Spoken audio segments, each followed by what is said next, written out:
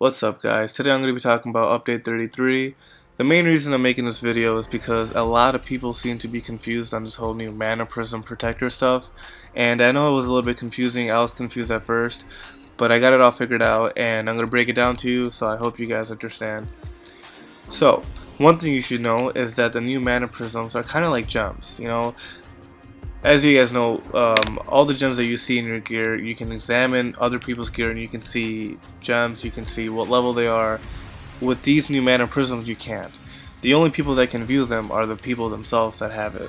Now there's two things, there's Manaprism and then there's Manaprism Protectors. The Manaprism Protectors are the things that roam around the character, and sometimes they glow depending on what level it is, what kind of protector it is. They glow. They act in a way. It's like as it says. It says protector. So they roam around you to protect you in a way, and they give specific stats. They give you specific skills. It varies depending on what you have, and all this requires a lot of gems. And those are the new Manaprism gems. These prism gems can be found in SFL and RTL. They only drop in level 75 dungeons, and so far those two are the only recent ones with the new loot system and everything. And Gameloft is supposed to release another dungeon in the upcoming few weeks to drop out the remaining tier 6 gear, so everyone can farm that as well. Now if you take a look at this picture here, this is the Manaprism section, not the Manaprism Protector, just the Manaprism section. Here you see two things, you see core Manaprism and you see the auxiliary Manaprism. In the new dungeons, as I stated, there's new gems, the Manaprism gems. And just like the old gems in the past, they come in level 1, 2, 3, 4, 5. The only way they drop is level 1 and 2, that's the only form that they drop in. If you want 3, 4, and 5, you have to use runes to combine them, and the success rate for... It's fairly even, it's not too bad, but after level 4 it gets a little tricky. Level 4 combine, if you want to combine a gem from level 3 to 4, it's 45%. If you want to combine a gem from 4 to 5, it's 19%. And in this section here, you have two things, core and auxiliary. There's specific gems for core and there's specific gems for auxiliary. As of now, with the recent update, there's only a few gems for the core and a few gems for auxiliary. So if the gem that you want is not available, just wait, because Gameloft will be adding more gems available for the core and auxiliary section. Now with these, they act as gems, like I stated, they're just gems. In your gear, if someone examines you, they'll see a red slot, blue slot, green slot filled with, you know, for example, strength, critical, and attack power gems, if you're examining a DD warrior. And in this section, they can never see your Manaprism. The only people that can see your Manaprism is you. Just like the protectors, only you can view that, and you can view what you have and what stats are on there. And depending on what type of gem you put on here, your attributes will go up. But as of now, this is bugged. Nobody can, not a lot of people know this, but this section is bugged. I already reported it to Gameloft. I've had a lot of guildies test this out. They put gems in there, but their stats did not go up. So if I were you, I would wait it out, don't put anything in there, because even if you put a level 3 or a level 4 or 5, whatever you have, it's not going to make a difference. And as you can see, it takes 15 removal pliers to remove one of them, the core or the auxiliary. It doesn't matter what level your gem is, no matter what it is, you have to remove it with 15 pliers. So hang on to your pliers, hang on to your gems, do not put anything in here, because it is bugged as of now. Now if you're viewing this video, and depending on what date you're viewing this, it may or may not be fixed.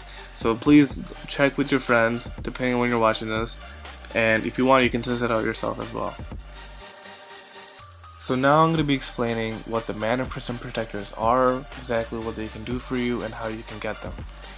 If you want a free Manaprism Protector like this one in this picture, you can get it by completing the quest line that you got from your mailbox from the developer team. I already mentioned all this in my previous video. If you want more information, please go take a look. Now in this picture here, you see this is a basic level 1 pulse Hydra, and in the skill that this one gives, the Protectors, it gives 100 to 6,000 damage to a single target. It's kind of like the AGL shirt, similar stats. On the left hand side, you'll see 0 out of 10,000, and what that is you have to feed it the new Manaprism gems in order for it to grow. On the bottom left, you see where it says feed. You click that, and you basically feed it all the Manaprism gems that you got from SFL, from RTL, from if you have runes and you spam Nick Shop and you bought a bunch of packs, you can also use those as well. And when you upgrade this, when you reach 10,000, it'll glow. Like, it'll glow a little bit depending on what level it is.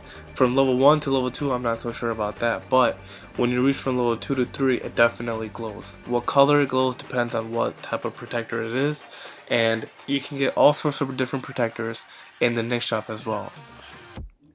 On the bottom hand, you'll see that there's multiple protectors in this bag. You can hold up to 4, but if you want more, you have to pay to unlock. As you can see, there's a lock slot, and if you want to unlock more, you have to use removal pliers or drilling cones to do so. Now in this picture, you'll see it's a Magi Moth, and the only way you can get this is in Nick Shop. And if you also look at the left hand side, you'll see that it's 3,660 out of 10,000 experience from leveling up to level 2. This player, he fatted a bunch of new Manaprism gems, boosted his level up, and the way it works is, let's say you have a level 1 Manaprism gem.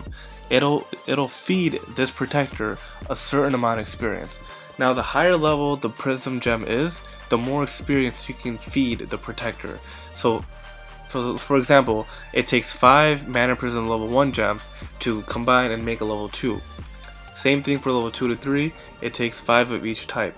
Now the higher the level of your protector, the more experience that you can feed it. In my personal opinion, if you have level 1s, don't risk it to make it to level 2, because you only get 20 more experience if you feed 20 more XP if you feed it. But if you fail, then you lose all your freaking, your gems, and it's just not worth it. It's only 20, it adds up, but it's not that big of a difference.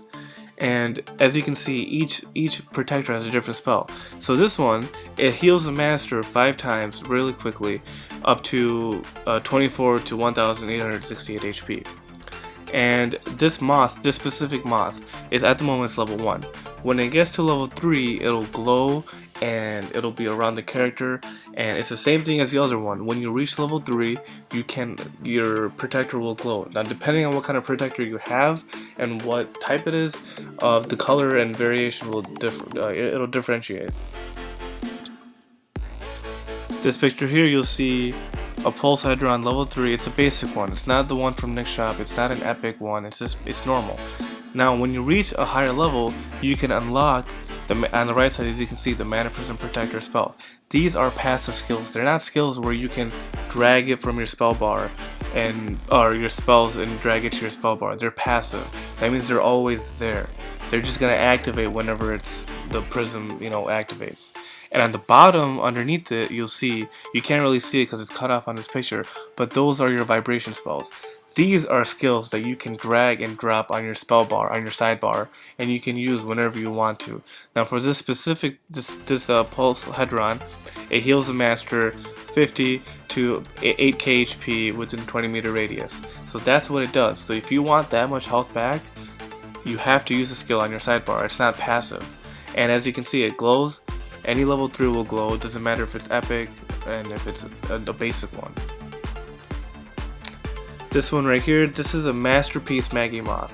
The Masterpiece are like the epic ones. The only way to get them is Nick Shop. You can't get them any other way. And when you spam Nick Shop for this, you might get a different one. You might not always get the Masterpiece that you want, or the epic protector in general that you want. So you have to play your cards with this because it's not class based. So in this one here, you see it's level 3, and the protector spells, it has 3 of them. The other basic ones will only have 2 maximum, even if they're level 3. But the Masterpiece ones are the epic ones. So the epic ones have 3 of them. And they have a much stronger and better vibration spells, which is the spells that you can use whenever you're in combat, whenever you want to. Now I wanted to talk about the different kinds of protectors and what they can offer you. I got this protector in a Nick Shop, and this is obviously a ranger one. As you can see on the left hand side, you can see a ranger icon, and It's a masterpiece that has 3 skills. Now immediately when I saw this, I wanted to throw it away, but I read into the stats and I actually decided to keep it. And you probably could do the same thing as well. Don't look at the class icon and tell yourself, yeah, I don't need this, I'm going to discard it. Read into the stats carefully and see what it has to offer you. If you ever get a protector that says, it'll slow your enemy down by 20%, throw that one away. That is the most useless protector you could possibly have. It's trash, you don't need it, nobody needs it. I don't care if you're PvE or PvP, you're never going to use it, it's just a waste. Might as well get a protector that actually benefits you. So, if you look at this picture here, it says, increases your master's agility by 250. Now, me being a DD warrior and a tank, I asked myself, why do I need this? But when I saw it had agility, I remembered that agility adds crit. And if you're a DPS tank or a DD warrior, it doesn't add like 250 crit. What it does is it's like 0.02 or 0.03. It's a very low number, but it adds up and it's something. And for all the DPS tanks out there that are watching this, if you remember before the update, before all these new gems came out, the Mist Trader gems, all tanks use the blue slot. For the blue slot, they used the really cheap Mist Trader gems because those gems had agility. And with agility, you were able to, it helped you with your shield slaps and it helped you with your damage overall.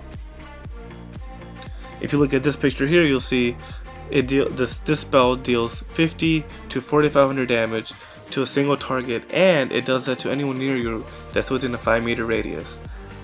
This is actually pretty beneficial for me because I like to PvP, and if you're a PvP player like me, then this can really help you in the arena because it can also benefit your team. And so that's why I want you guys to look into the stats, read into them. Don't just look at the class icon that comes with the protectors and then decide to throw it away, because you never know what it has to offer you. And like I said, the 250 agility, it gives me attack, crit, and there's also a percentage of dodge. It's very little, it's like 0.045, whatever the case may be, but it adds up.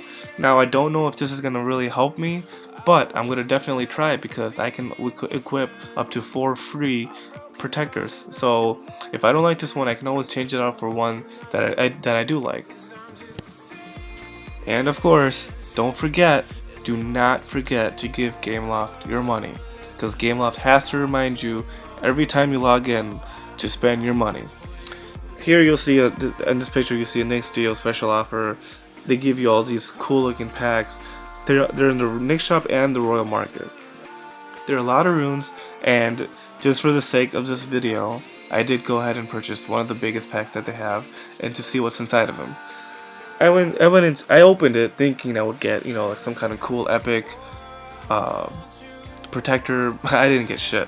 I got a whole bunch of Manaprism gems, and that's the only thing you're gonna get. So take it from me, do not waste your runes thinking that you're gonna get an epic or a legendary protector, because you're just gonna end up wasting 200 runes. But you will get a lot of gems, and if you ever get a protector that you do like, you can always use those gems and feed it experience and level it up really quickly. So I hope this video helped. I know there's a lot of confusion going on still with this Manaprism and the protectors, but I hope this video at least cleared up some of the questions that you may or may not have. If you have more, please do let me know in the comment below, and I'll make a future video update, and I'll see you in the next one.